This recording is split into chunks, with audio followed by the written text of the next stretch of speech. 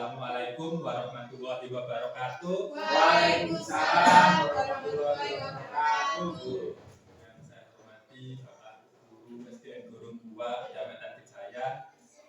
Saya ucapkan terima kasih atas kesediaan waktunya bisa hadir pada kegiatan berbagi aksi nyata saya terkait dengan modul 1.4 budaya positif. Konsep inti pada aksi nyata saya yang pertama adalah perubahan paradigma belajar. Yang kedua adalah disiplin positif. Nah, yang ketiga nilai-nilai kebajikan. Yang keempat adalah kebutuhan dasar manusia. Yang keempat, yang selanjutnya yang kelima adalah motivasi perilaku manusia. Yang keenam, posisi kontrol guru. Yang ketujuh, keyakinan kelas. Dan yang terakhir, tentang segitiga restitusi. Ini ada 8 konsep inti yang akan saya bagikan kepada Bapak Ibu semuanya. Oke. Nah, yang pertama adalah terkait dengan pembelajaran dengan paradigma baru. Pembelajaran dengan paradigma baru merupakan pembelajaran yang dirancang berdasarkan prinsip pembelajaran berdiferensiasi, sehingga para peserta didik belajar sesuai dengan kebutuhannya, berdasarkan tahap perkembangan sesuai teori psikologi modern untuk mewujudkan profil belajar Pancasila. Nah, seperti yang kita ketahui bahwa profil belajar Pancasila nilai-nilainya ada berapa? Ada 6. Oke. Nah, kemudian yang kedua adalah terkait dengan miskonsepsi tentang teori kontrol.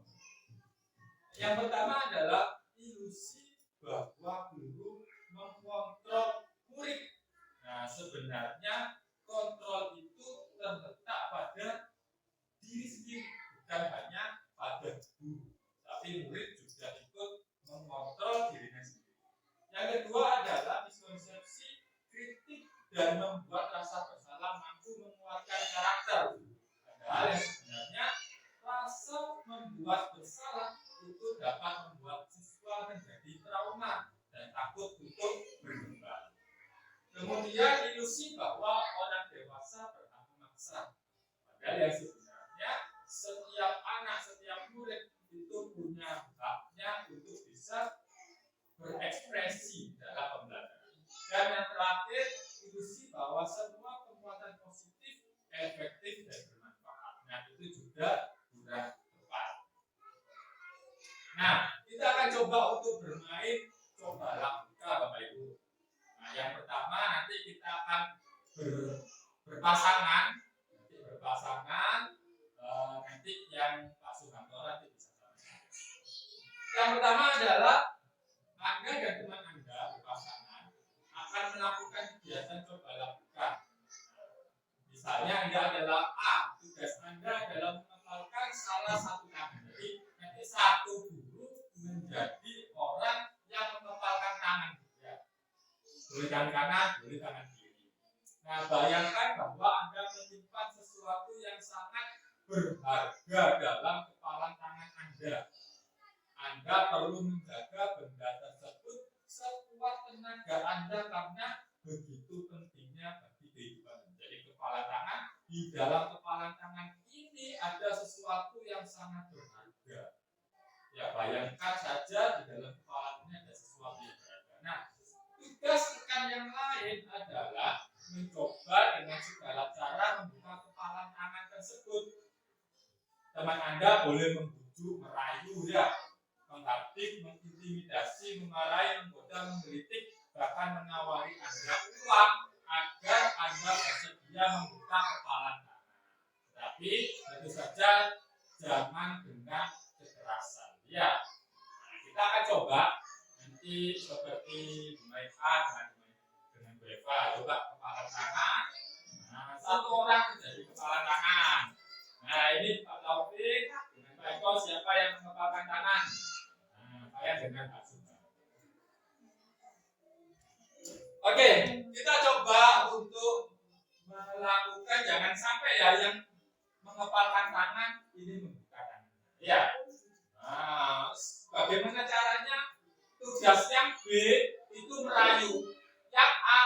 dipertahankan. Gitu ya. Kita coba 1, 2, 3. Buka ya wajah dia. Nah, itu. Oh, anak-anak semua. Berjuang. Oke. Jadi.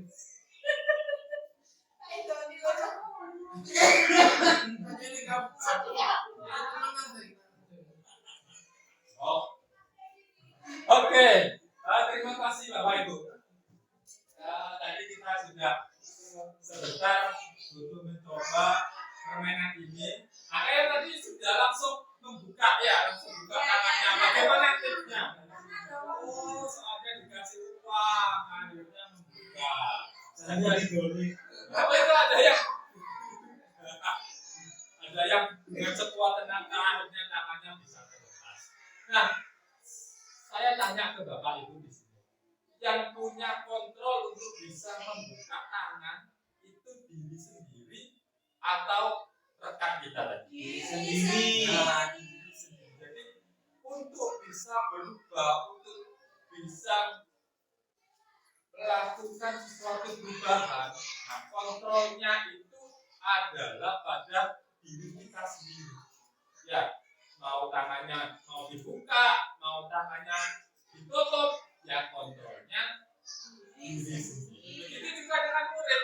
Murid mau melakukan sesuatu perubahan yang baik, itu juga melalui kontrol diri sendiri. Disiplin positif. Disiplin ini berasal dari kata disiplina yang artinya belajar. Disiplin mengacu pada disiplin diri yang memiliki tanggung jawab terhadap apa yang dilakukannya berdasarkan nilai-nilai yang diyakini. Disiplin positif merupakan salah satu cara penerapan disiplin yang bertujuan untuk menumbuhkan kesadaran serta memberdayakan peserta didik tanpa imbalan, penghargaan atau reward, ancaman atau hukuman.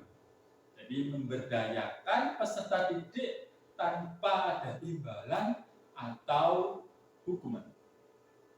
Nah, sebagai peserta didik, kita akan membuat pendidik agar memiliki disiplin diri sehingga mereka berperilaku mengacu kepada nilai-nilai kebajikan universal dan memiliki motivasi intrinsik dalam perubahan perilaku ke arah yang lebih baik.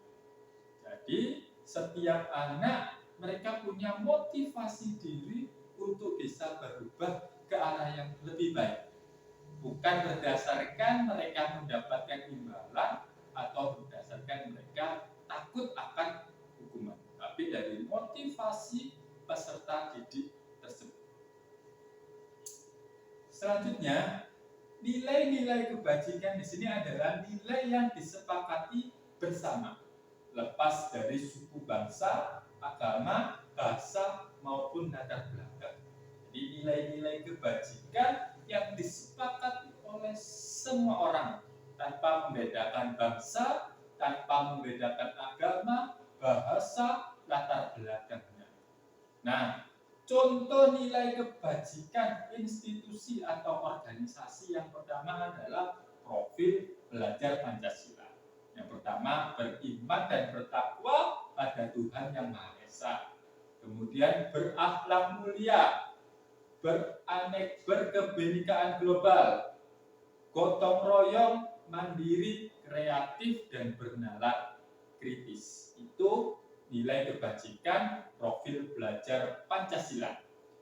Contoh yang lain yaitu adalah IPO, Primary Years Programming atau PYP. Contohnya adalah toleransi, rasa hormat, integritas, mandiri, menghargai, antusias, empati, keingintahuan, kreativitas, kerjasama, percaya diri, dan komitmen. Selanjutnya adalah keterampilan hidup atau life skill. Contohnya adalah dapat dipercaya, lurus hati pendengar yang aktif, tidak merendahkan orang lain, dan memberikan yang terbaik dari diri. Nah, itu adalah 3 contoh nilai kebajikan yang disepakati bersama-sama. Kemudian adalah materi tentang kebutuhan dasar manusia. Kebutuhan dasar manusia adalah segala sesuatu yang kita lakukan untuk mendapatkan apa yang kita inginkan. Seluruh tindakan yang kita lakukan memiliki tujuan tertentu, dan semua usaha terbaik yang kita lakukan adalah dalam rangka agar kebutuhan dasar kita terpenuhi dengan baik. Nah, ini ada 5 kebutuhan dasar manusia. Yang pertama adalah bertahan hidup. Contohnya adalah kebutuhan akan makanan, pakaian, tempat tinggal, keamanan, dan kesehatan. Jadi primer, sekunder, tersier, sandang, pangan, papan. Nah, di sini ada di kehidupan, ada di kebutuhan bertahan hidup. Kemudian kebutuhan yang kedua ada kasih sayang dan rasa diterima. Rasa diterima itu boleh diterima oleh temannya, diakui oleh temannya, nah seperti itu. Kemudian juga dipedulikan. Ada temannya yang peduli dengan temannya. Saya ingin agar teman saya itu peduli dengan saya. Nah, ini contoh akan kebutuhan dasar yang kedua. Kemudian berbagi, kerjasama, kemudian menjadi bagian dalam kelompok. Nah, ini adalah seperti halnya kita mempunyai keinginan untuk diakui, seperti itu. Kemudian selanjutnya adalah penguasaan. Nah, terkait dengan harga diri, kemudian keinginan untuk dianggap, kemudian keinginan untuk memimpin, keinginan untuk berprestasi, diakui, dan didengar. Nah, ini terkait dengan penguasaan, ingin berkuasa, diakui bahwa dia itu punya kuasa. Nah, ini kebutuhan dasar yang ketiga. Yang selanjutnya adalah kebebasan. Jadi terkait dengan mandiri, kemudian memiliki pilihan, kemudian mencoba hal-hal yang baru, kemudian mampu mengendalikan arah dirinya. Nah, yang terakhir adalah kesenangan. Ini terkait dengan bermain, humor, antusiasme, dan tertawa. Nah, selanjutnya motivasi perilaku manusia di sini terbagi menjadi 2. Ada motivasi ekstrinsik, motivasi yang berasal dari luar diri. Nah, yaitu pertama untuk menghindari ketidaknyamanan atau hukuman. Nah, yang kedua untuk mendapatkan imbalan atau penghargaan dari orang lain. Nah, ini terkait dengan yang tadi motivasi ekstrinsik, itu motivasi dari luar, dari orang lain. Orang lain memberikan hukuman, kemudian orang lain memberikan penghargaan. Nah, ini mendasari seseorang untuk berperilaku. Contohnya adalah siswa saya itu sering mendapatkan, bukan sering ya, tapi selalu berusaha untuk masuk tepat waktu. Nah, saya tanya, mengapa kok kamu itu sering selalu datang tepat waktu? Kamu kok hebat sekali, apa rahasianya? Nah, kemudian anak tersebut bilang, ternyata dia itu kalau misalnya datang tepat waktu ke sekolah, maka uang sakunya akan ditambah sama orang tuanya.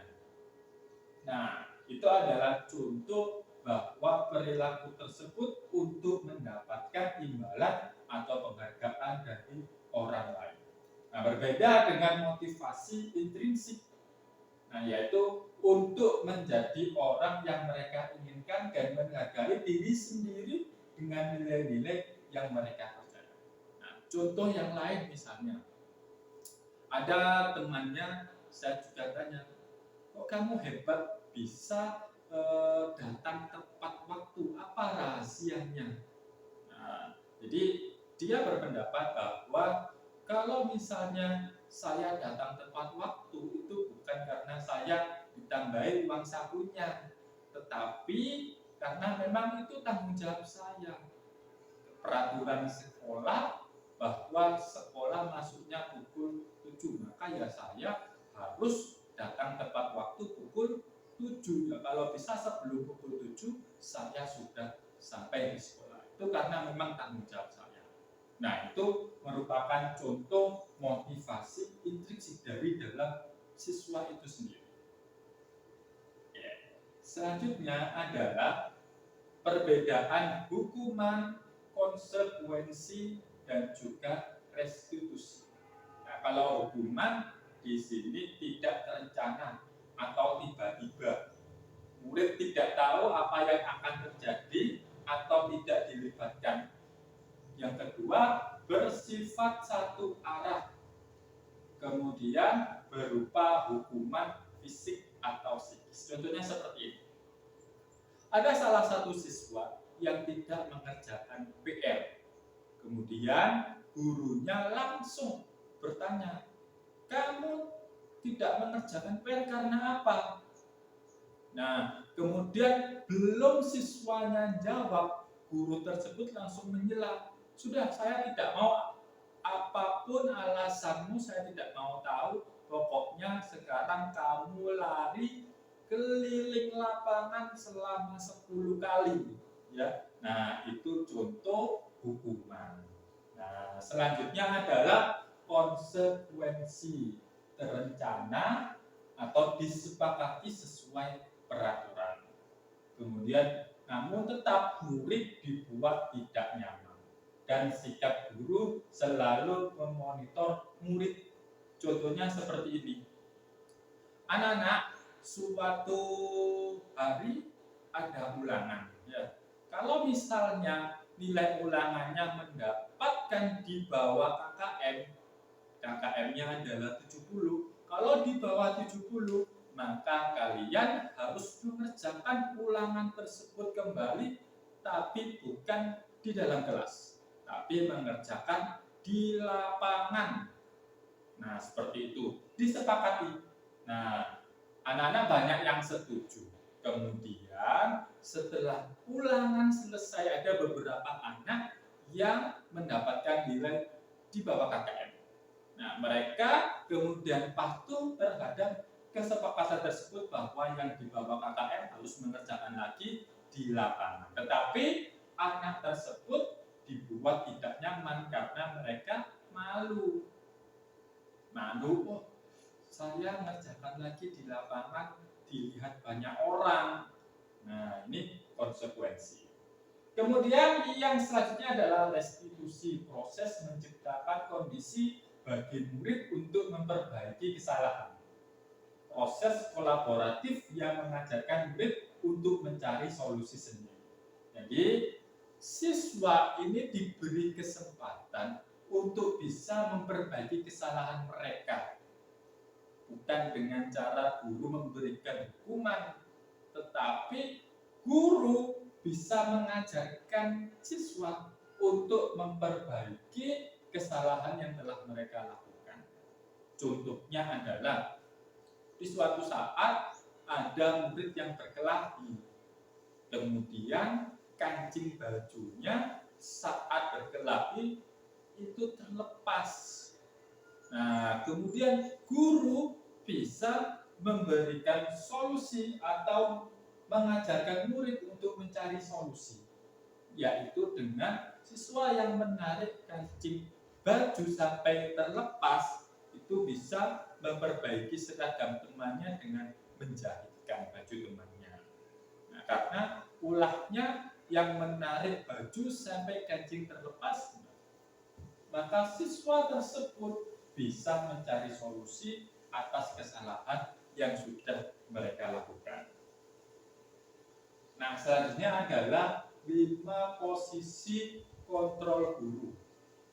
Yang pertama adalah penghukum, Yang kedua, pembuat merasa bersalah. Yang ketiga, sebagai teman. Yang keempat, pemantau. Dan yang kelima adalah manajer. Nanti kita akan bahas satu persatu posisi kontrol guru tersebut. Nah, yang pertama adalah contoh penerapan 5 posisi kontrol guru sebagai penghukum. Nah, yaitu kasusnya siswa tidak memakai atribut lengkap saat upacara bendera. Nah, jenis hukuman yang diberikan adalah hormat pada bendera selama 1 jam. Kemudian pembuat merasa bersalah di sini adalah berapa kali ibu atau bapak harus memberitahukan kamu selalu saja mengecewakan ibu atau bapak. Nah, jadi seperti berapa kali sih bapak harus memberitahu kamu itu selalu mengecewakan bapak. Nah, berdasarkan kamu selalu mengecewakan bapak, di sini adalah kalimat yang membuat siswa tersebut merasa bersalah. Nah, selanjutnya adalah sebagai teman, ayo dong ikutin aturan sekolah, tolong bantu ibu atau tolong bantu bapak ya, sekali ini saja.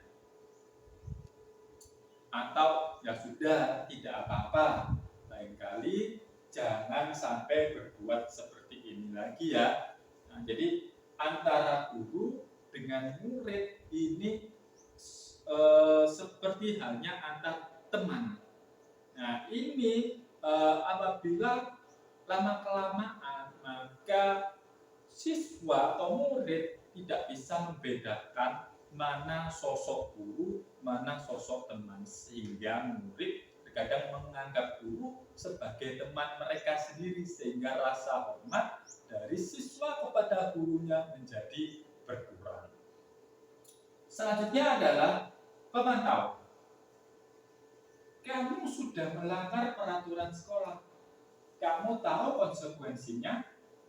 Nah, setelah upacara, kamu beli atributnya ke koperasi dan jangan diulangi lagi.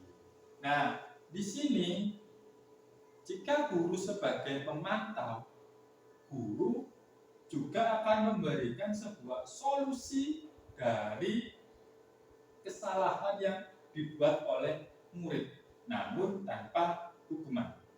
Seperti itu. Nah, berbeda dengan manajer. Apakah kamu tahu kesalahanmu? Nah, jadi seorang guru akan bertanya kepada siswa terkait dengan kesalahannya apa. Nah, kemudian kira-kira bagaimana kamu memperbaiki kesalahanmu? Nah, guru juga memberikan sebuah pertanyaan agar siswa tersebut bisa memikirkan bagaimana cara untuk memperbaiki kesalahan. Oke, nah selanjutnya kita akan menyimak sebuah video tentang 5 posisi kontrol guru. Salam bahagia Ibu dan Bapak Guru hebat. Dalam penerapan disiplin positif restitusi, salah satu program yang dikembangkan adalah 5 posisi kontrol. 5 posisi kontrol dalam restitusi adalah proses perjalanan seorang pendidik agar dapat mengenali dirinya. Pada video kali ini, kita akan membahas tentang 5 posisi kontrol yang dikembangkan oleh Diane Gossen dan contoh penerapannya.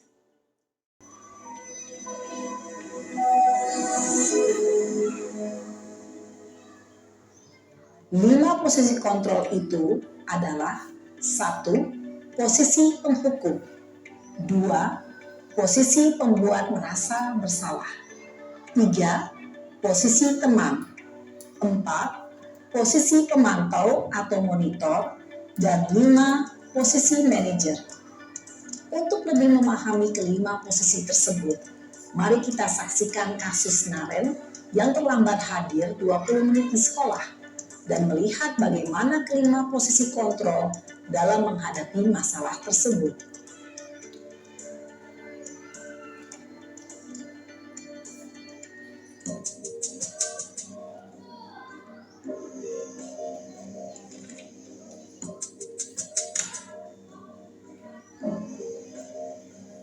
Naren,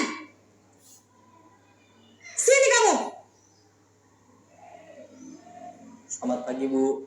Selalu terlambat. Lambat. Kamu deh, pasti terlambat. Maaf, Bu. Saya Apa? Apa coba? Alasan kamu apa lagi?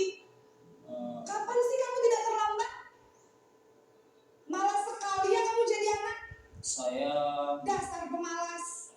Gak kapok-kapok sih kamu. Sudah berapa kali terlambat? Sana, kamu keliling lapangan basket 2 kali. kenapa saya harus keliling lapangan basket, Bu? Kenapa? Kamu melawan ibu? Berani-beraninya jawab. Sudah terlambat, masih berani jawab pula. Sekarang, keliling lapangan basket 5 kali sekalian. Biar kapok. Cepat. Pergi sana ke lapangan basket.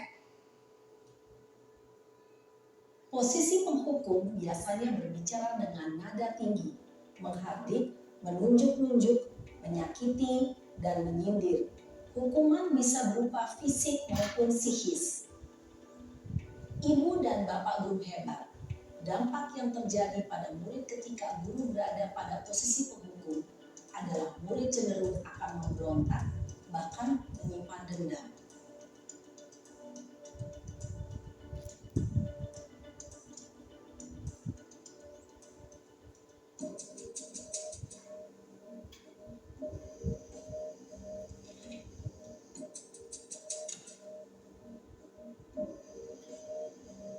Naren,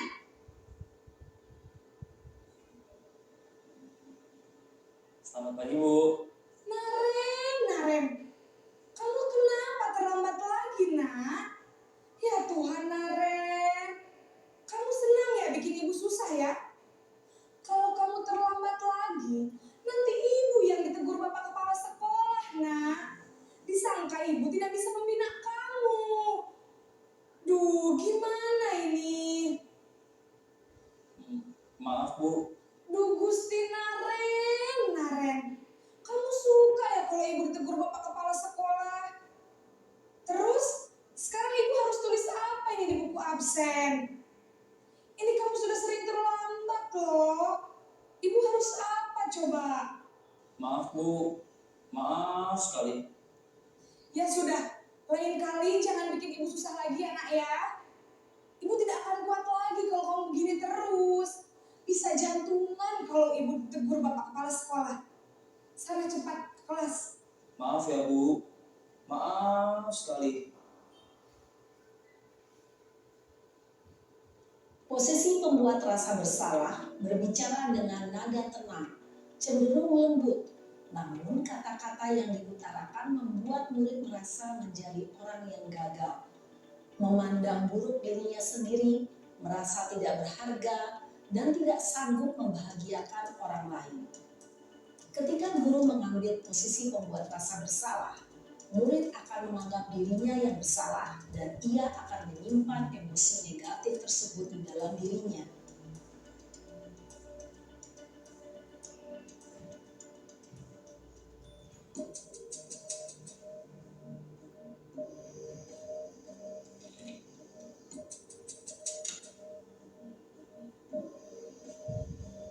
Naren!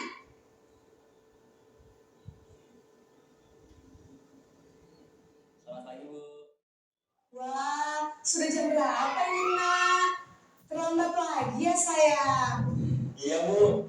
Habis ibu saya lupa membangunkan saya, Bu. Kamu malah menyalahkan ibu kamu. Kamu bukannya anak yang larinya paling kencang. Kok terlambat sih? Iya, Bu. Saya memang terlambat bangun tadi. Jadi, biarpun saya lari kencang, tetap gak kekejar, Bu. Ya sudah sana. Nanti lain kali larinya lebih kencang lagi ya. Biar gak terlambat lagi. Bikin seneng ibu. Demi ibu. Bisa kan? Bisa lah, Bu. Ya sudah sana masuk kelas. Ibu beresin urusan absen kamu. Kamu ini ada-ada saja. Dalam posisi teman, guru berbicara dengan nada suara ramah, akrab, cenderung bersenda gurau untuk menjaga suasana tetap santai. Murid akan merasa senang, aman, dan akrab dengan guru. Identitas yang tercipta adalah identitas sukses atau berhasil.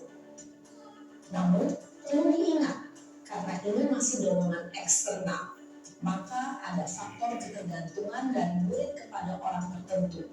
Di sini, guru absennya, sehingga di lain waktu, murid bisa berperilaku baik, namun hanya kepada orang-orang tertentu saja.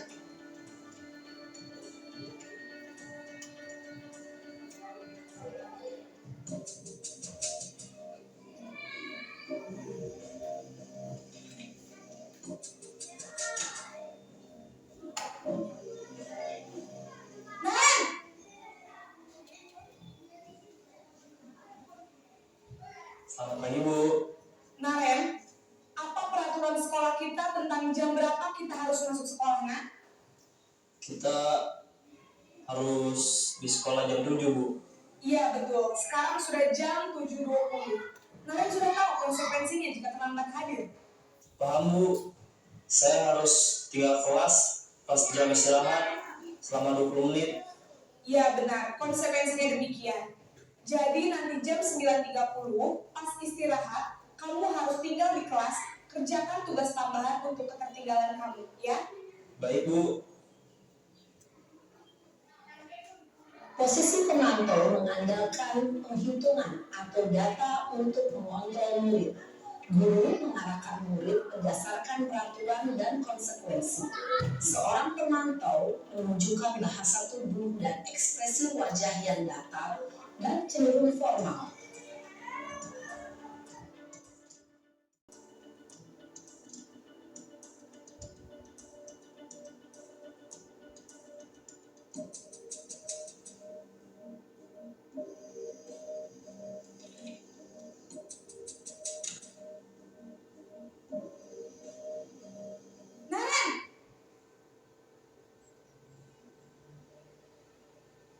Selamat pagi Bu. Selamat pagi Naren.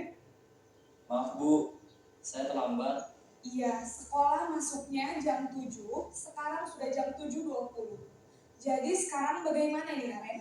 Maaf Bu, saya lupa setel alarm saya semalam. Baiklah, menurut kamu, keyakinan sekolah yang mana yang perlu kamu tingkatkan? Menghargai diri sendiri dan orang lain mungkin ya Bu. Setuju. Jadi, apakah Naren meyakini prinsip saling menghormati tersebut? Iya Bu, saya meyakininya. Apakah Naren bersedia memperbaiki masalah keterlambatan ini? Bersedia Bu. Bagaimana kamu akan perbaiki masalah keterlambatan ini? Saya akan coba untuk tidak lupa menyetel alarm saya Bu. Baik, kalau Naren lupa menyetel alarm di rumah, ada orang yang kira-kira bisa bantu mengingatkan tidak? Ada Bu, kakak saya, Kak Emma. Ada lagi selain Kak Emma? Selain Kak Emma, ada ibu saya. Baik, jadi yang mengingatkan Naren adalah Kak Emma dan ibu kamu ya? Kira-kira akan mulai setel alarm kapan nih Naren? Setelah pulang sekolah, akan segera saya lakukan. Baik, jadi Naren akan setel alarm untuk bangun besok pagi dan akan diingatkan oleh kakak dan ibunda Naren ya. Ada lagi yang mungkin perlu dilakukan Naren agar tidak terlambat bangun lagi? Tidak ada Bu. Baik Naren, terima kasih untuk kerjasama kamu. Sekarang kamu perlu kembali ke kelas untuk belajar. Baik Bu, terima kasih. Posisi manajer adalah posisi kontrol yang disarankan untuk membimbing murid memiliki sikap disiplin yang positif, yaitu murid yang mandiri, bertanggung jawab, dan dapat memecahkan masalah. Tujuan dari posisi ini adalah agar murid dapat berefleksi atas tindakannya. Guru akan dengan tulus memberikan pertanyaan-pertanyaan bermakna, sehingga membuat murid dapat belajar dari kesalahannya dan mencari sebuah solusi untuk menyelesaikannya. Ibu dan bapak guru hebat, setelah mengamati adegan kelima posisi kontrol tadi, Kira-kira posisi mana yang paling ideal? Posisi mana yang dapat menunjang motivasi intrinsik murid? Ya, tentu posisi manajer. Posisi ini memang posisi ideal yang ingin dituju setiap pendidik. Pada posisi inilah, guru dapat menerapkan disiplin positif yang berpihak pada murid, yang memerdekakan murid. Perjalanan seorang pendidik tentunya tidak mudah untuk sampai pada posisi seorang manajer. Namun, tujuan kita pasti, yaitu menciptakan murid-murid yang mandiri, merdeka, dan bertanggung jawab. Semoga penggambaran 5 posisi kontrol yang telah diperlihatkan ini dapat menjadi ajang refleksi bagi kita semua, agar dapat terus mengasah dan menerapkan disiplin positif yang memerdekakan murid. Mari terus berlatih dan bersemangat. Selamat menerapkan. Salam dan bahagia, Ibu dan Bapak Guru hebat.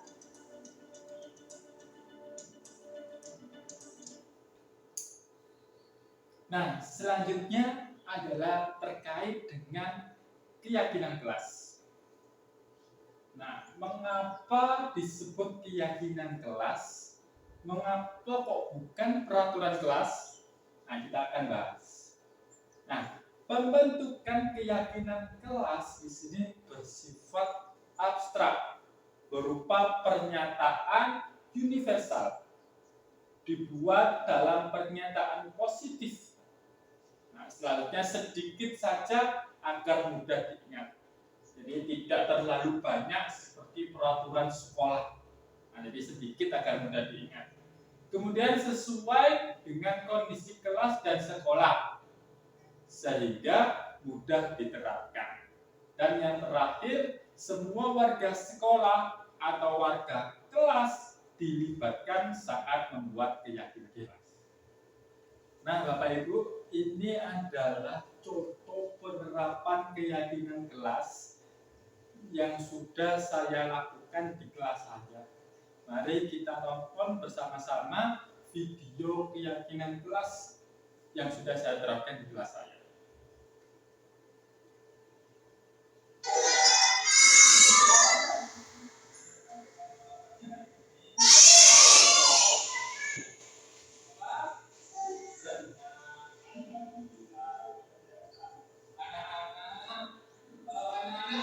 Senang nggak sekolah di sini?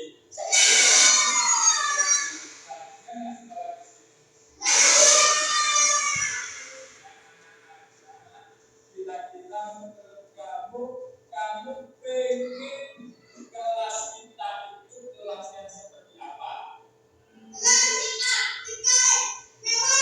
Kelasnya mewah, terus bagaimana?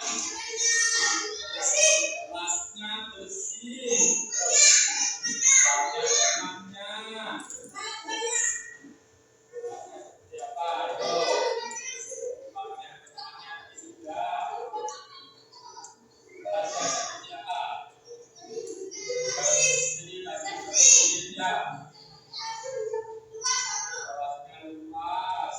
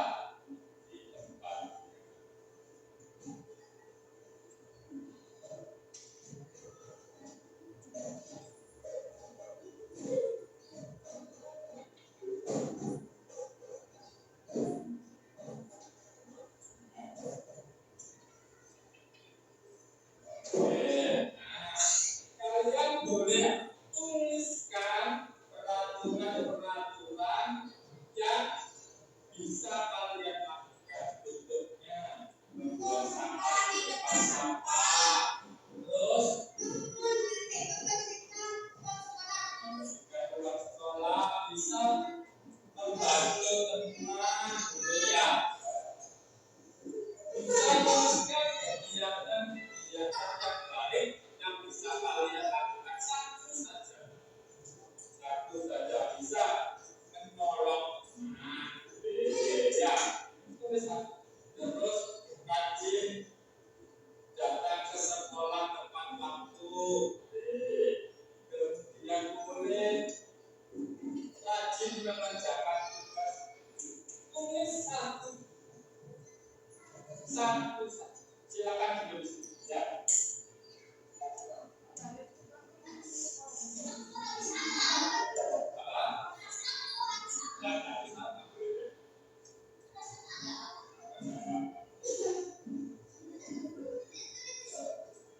Tulis jangan ada yang salah. Tuliskan satu perlakuan yang dapat kalian ya hal-hal baik yang bisa kalian lakukan, peraturan yang bisa kalian laksanakan.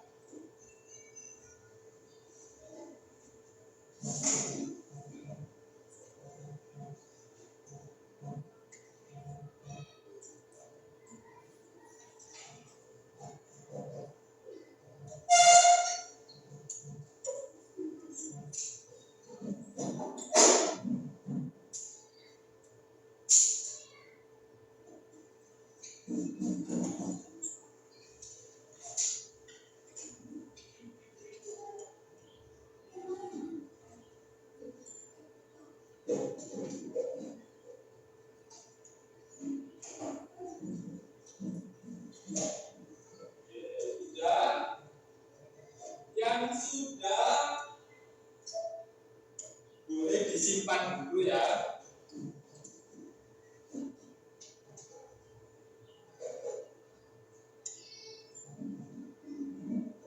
Nah, kalau sudah selesai,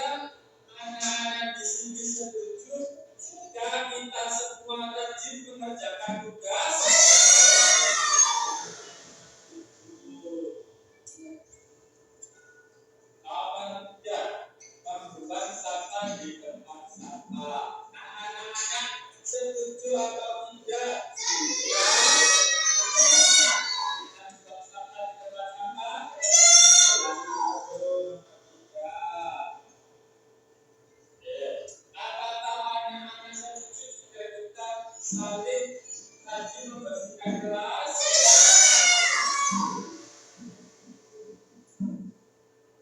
Yang kelima, paparan setuju untuk saling menghormati Tuhan. Nah, anak-anak dari 1, 2, 3, 4, 5 ini sudah kita setujui semua ya. Jika setuju, mari kita tepuk tangan 5 kali. 1, 2, 3. Oke, kita ulangi lagi ya. Tepuk tangan 5 kali. Oke, berarti kita setuju semua kan? Jadi yang nomor 1 kita harus mendorong. Nah, nilai yang dapat kita ambil adalah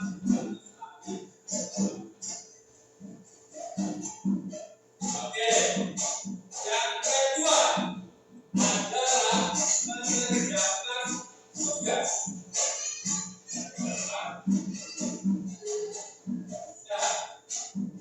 Kemudian yang nomor 3 ini adalah terkait dengan kebersihan. Nomor 3 dan nomor 4 tentang kebersihan. Nomor 5 saling menghormati. Jadi kalau Pak Yusuf tulis, nah, yang pertama adalah saling tolong.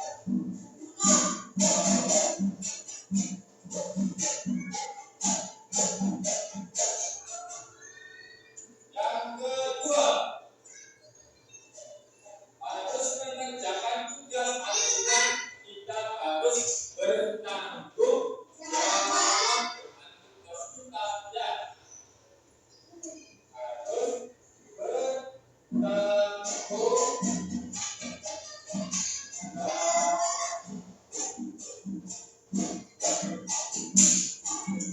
Nomor 3 dan 4 adalah menjaga kebersihan.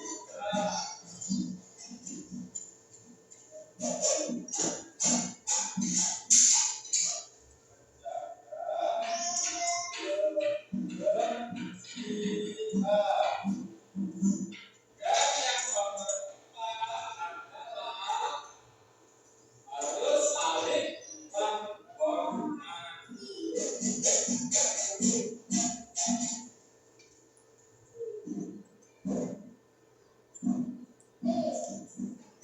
Oke, mari kita baca bersama-sama. Yang nomor 1.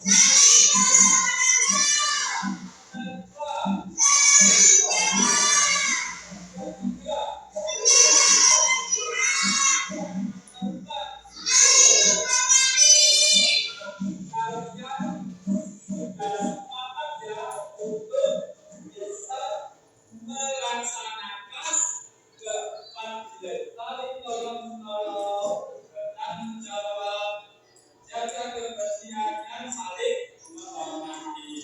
Nah, keyakinan yang kita sepakati bersama adalah tolong-menolong, bertanggung jawab, jaga kebersihan dan saling menghormati. Nah, anak-anak semuanya harus bisa melaksanakan keyakinan kelas ini. Harus dilaksanakan dengan sungguh. Nah, selanjutnya mari kita baca bersama-sama 4 keyakinan kelas kita. Nomor 1. 2, 3,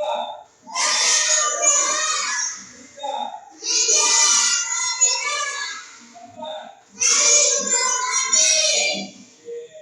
Yang ketiga, yang ketiga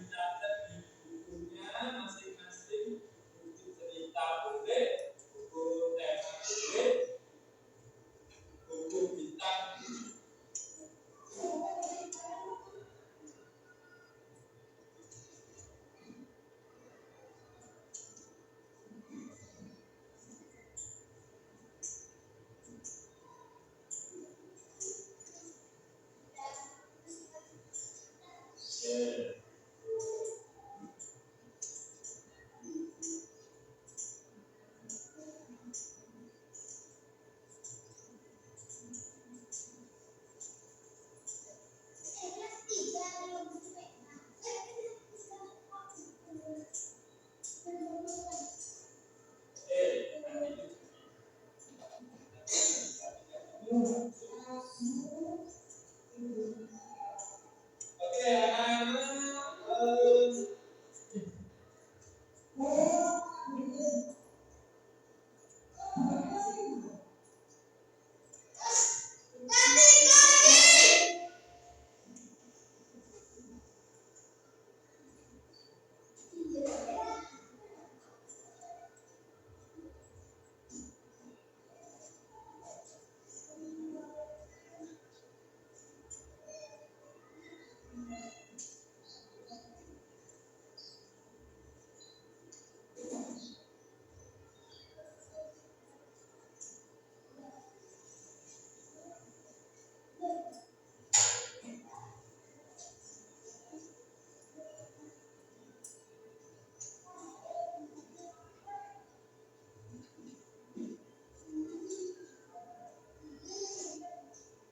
oke,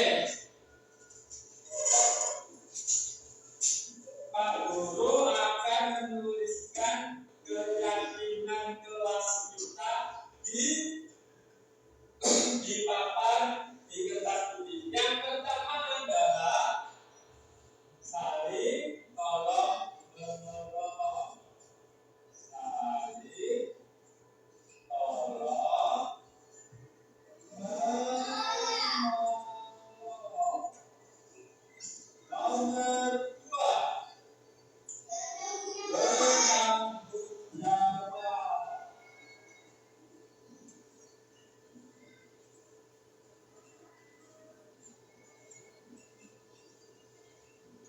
Yang nomor tiga,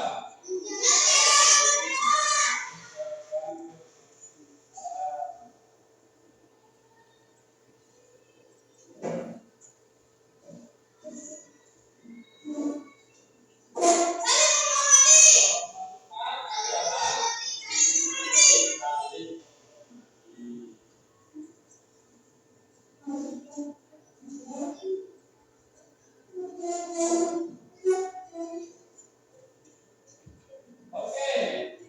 Yang pertama saling tolong-menolong, dua bertanggung jawab, tiga menjaga kebersihan, empat saling menghormati. Anak-anak, untuk menyepakati keyakinan kelas, kita akan beri tanda di papan keyakinan kelas berupa jam jari yang tempel dan diberi nama.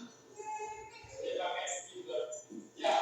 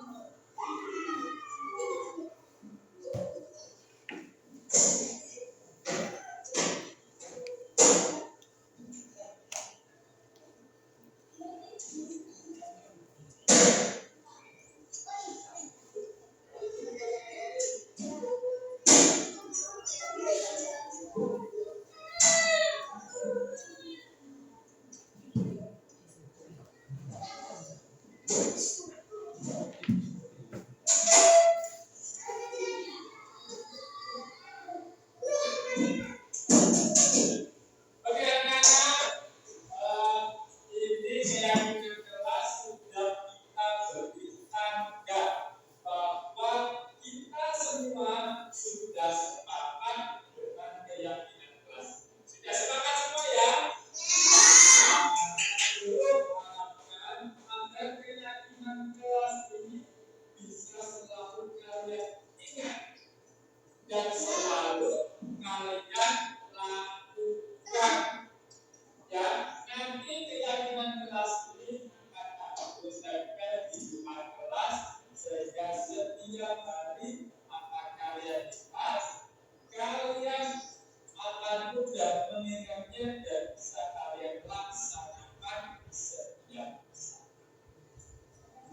Oke, untuk keyakinan kelas kita, Pak Guru, rasa sudah cukup ya semuanya. Terima kasih. Assalamualaikum warahmatullahi wabarakatuh.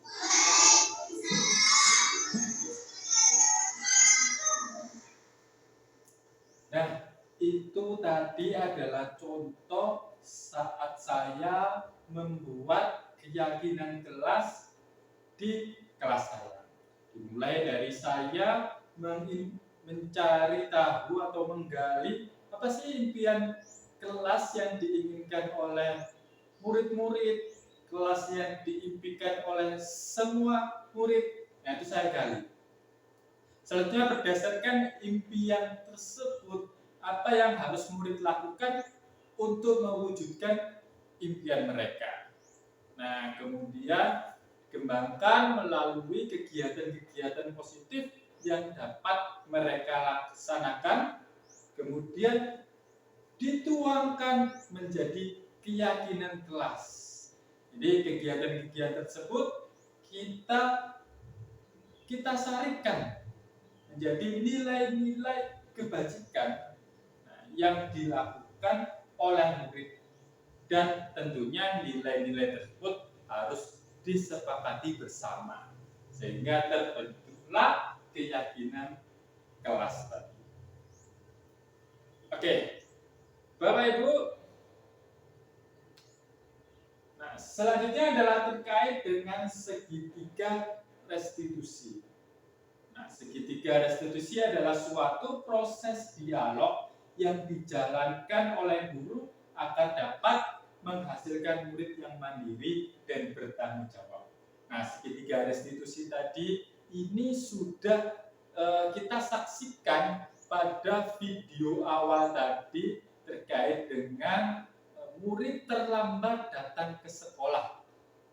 Nah, yang dilakukan saat guru berada di posisi sebagai manajer. Yang pertama adalah terkait menstabilkan identitas. Nah, yang kedua adalah validasi tindakan yang salah, dan yang ketiga menanyakan keyakinan. Bagaimana penerapan restitusi, segitiga restitusi ini? Nah, yang pertama terkait dengan menstabilkan identitas. Ini berdasarkan prinsip membuat kesalahan adalah bagian dari proses pembelajaran. Jadi murid salah itu tidak apa-apa, karena salah itu bagian dari pembelajaran. Nah, kata-kata yang dapat Bapak Ibu terapkan adalah berbuat salah itu wajar. Selanjutnya, tidak ada manusia yang sempurna. Ibu atau Bapak guru juga pernah melakukan itu. Nah, kemudian juga bisa Ibu atau Bapak tidak mau mencari siapa yang salah, tapi Ibu atau Bapak ingin mencari solusi dari permasalahan ini. Atau kalimatnya berupa kamu berhak merasa begitu. Nah, prinsipnya murid salah itu tidak apa-apa, karena salah adalah pembelajaran. Kemudian validasi tindakan yang salah. Ini berdasarkan prinsip setiap perilaku berupaya memenuhi suatu kebutuhan tertentu. Nah, tadi terkait dengan 5 kebutuhan dasar manusia. Nah, jadi seseorang melakukan tindakan itu pasti ada dasarnya. Pasti ingin mencukupi suatu kebutuhan. Nah, entah kebutuhan akan kasih sayang, atau kesenangan, dan sebagainya. Nah, maka dari itu kalimat yang dapat digunakan adalah kamu pasti punya alasan mengapa melakukan hal itu. Yang kedua, padahal kamu bisa melakukan yang lebih buruk dari ini ya. Nah, kemudian yang selanjutnya, kamu patut bangga karena telah melindungi sesuatu yang penting buatmu. Kemudian, kamu melakukannya karena mempertahankan sesuatu yang penting bagimu. Jadi validasi apakah tindakan yang dilakukan oleh murid itu adalah tindakan yang murid itu sudah tahu bahwa tindakannya itu salah. Nah, kita tekankan bahwa tindakan murid itu adalah tindakan yang salah. Kita validasi. Nah, tapi yang pasti validasi ini berdasarkan prinsip bahwa setiap perilaku itu untuk memenuhi suatu kebutuhan tertentu. Ya, terkadang memang siswa atau murid itu nakal, itu pasti ada kebutuhan tertentu yang mereka inginkan. Misalnya, mereka nakal karena di rumah kurang kasih sayang, maka mereka ingin memenuhi kebutuhan kasih sayang tersebut di sekolah. Seperti itu. Dan yang terakhir adalah menanyakan keyakinan. Berdasarkan prinsip teori kontrol bahwa pada dasarnya kita termotivasi secara intrinsik. Nah, ini dapat Bapak Ibu kaitkan dengan keyakinan kelas yang sudah dibentuk di awal pembelajaran. Nah, jadi contohnya, apa keyakinan kelas kita? Nah, nilai-nilai apa yang telah disepakati bersama? Seperti apa gambaran sebuah kelas yang ideal menurut kamu? Dan kamu ingin menjadi orang yang seperti apa? Nah, ini adalah terkait dengan menanyakan keyakinan. Jadi ini untuk menggali keyakinan apa yang sudah tertanam di murid kita. Nah, ini contoh penerapan segitiga restitusi yang sudah saya lakukan, yaitu Diana tidak terima karena PR-nya selalu dicontek oleh temannya. Diana marah dan tidak dapat menahan emosinya. Berikut adalah video dialog antara Pak Guru dengan Diana. Diana, tadi Pak Guru minta dari 12, katanya Diana dengar ya dengan Anda. Iya Pak Guru, saya kesal dengan Anda. Anda tadi mencontek oleh saya. Saya sudah mengerjakan PR dengan susah dan dicontek sama Anda. Oh begitu, wajarlah jika kamu marah. Jika Pak Guru ada di posisi Diana, Pak Guru juga pasti akan marah. Lalu apa yang kamu lakukan pada Anda? Saya marah-marah Pak Guru. Lalu saya tanpa sadar menggebrak mejanya. Oh begitu. Selanjutnya, apa yang kamu berbuat dengan Anda? Apa alasannya? Ya Pak Guru, saya sudah susah payah mengerjakan PR.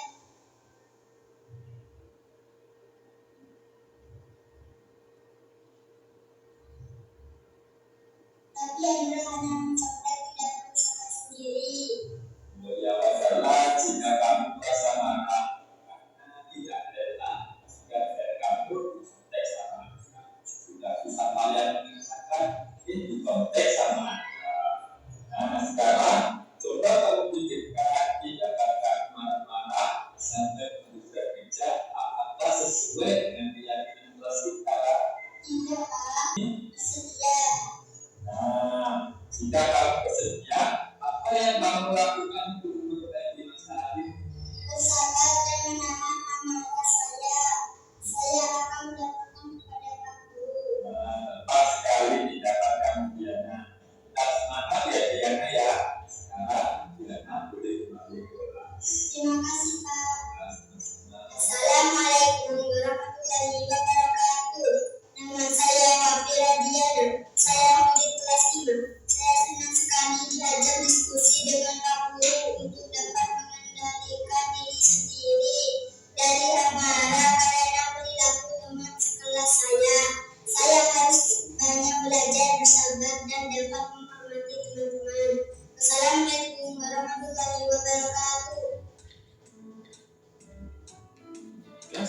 kedua, yaitu Intan memiliki HP baru. Namun, semenjak saat itu, Intan sering terlambat datang ke sekolah karena kadang dan bermain HP sampai tidur larut malam. Berikut ini adalah video dialog antara guru dengan Intan. Intan, tadi Pak Yusuf membaca laporan jika Intan beberapa hari ini sering terlambat ya. Nah, menurut ingatannya Intan sudah berapa kali terlambat dalam minggu ini? Sudah 5 Oke, Intan berbuat kesalahan atau bukan? Nah, berbuat kesalahan itu manusiawi. Setiap orang pasti pernah berbuat kesalahan. Yang terpenting kita bisa belajar dari kesalahan tersebut dan berusaha untuk memperbaiki. Apakah Intan setuju? Intan, mari kita cari solusi atas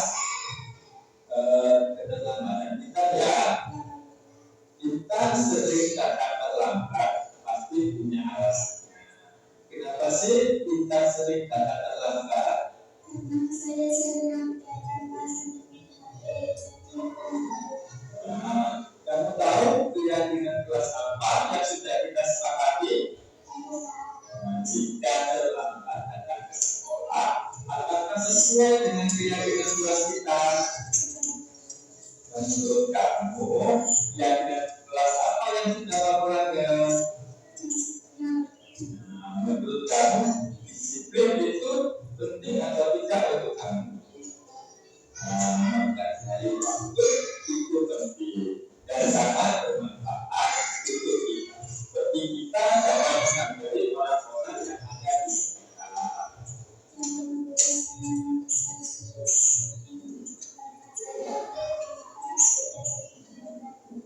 Nah, ya Intan, sikap yang sangat baik dan Intan meminta maaf. Menurut kamu, apa yang akan kamu lakukan agar kamu tidak datang terlambat lagi?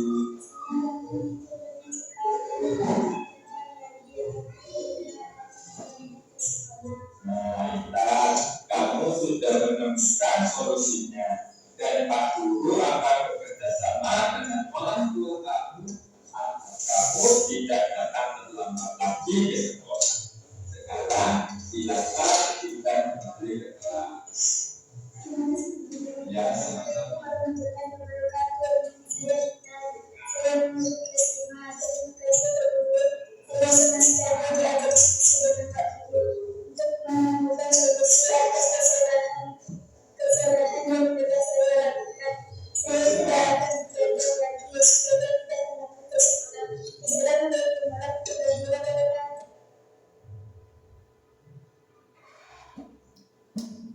Oke, nah itu tadi adalah video penerapan segitiga restitusi yang telah saya lakukan pada murid-murid saya. Ada 2 kasus ya. Kasus yang pertama adalah terkait Diana marah karena tugasnya dicontek sama Andra.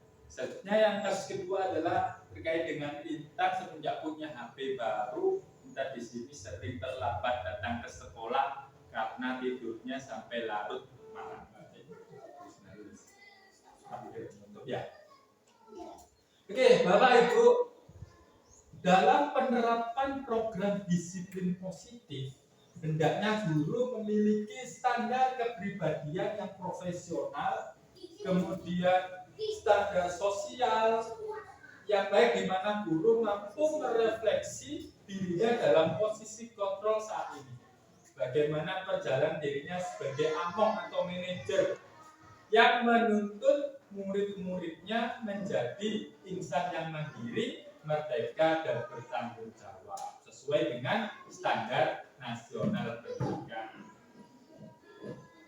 Nah, itu tadi pemaparan aksi nyata saya. Terima kasih atas partisipasi Bapak Ibu semuanya. Saya ucapkan terima kasih yang sebesar-besarnya. Saya mohon maaf apabila ada kesalahan, baik perkataan maupun perbuatan. Wassalamualaikum warahmatullahi wabarakatuh. Waalaikumsalam warahmatullahi wabarakatuh. Aksi nyata yang disampaikan Pak Yusuf sangat menginspirasi saya. Saya dapat menerapkan budaya positif ini di kelas saya sendiri setelah mengikuti kegiatan yang berbagi aksi nyata yang diadakan Pak Yusuf. Berbagi aksi nyata yang sudah dilaksanakan oleh Bapak Yusuf membantu saya dalam menerapkan budaya positif di sekolah. Saya terinspirasi dari penerapan keyakinan di kelas yang sudah dilakukan oleh Pak Yusuf. Berbagai aksi nyata yang dilakukan oleh Pak Yusuf sangat bagus. Banyak pengetahuan yang saya dapatkan. Budaya positif yang disampaikan dapat menginspirasi saya.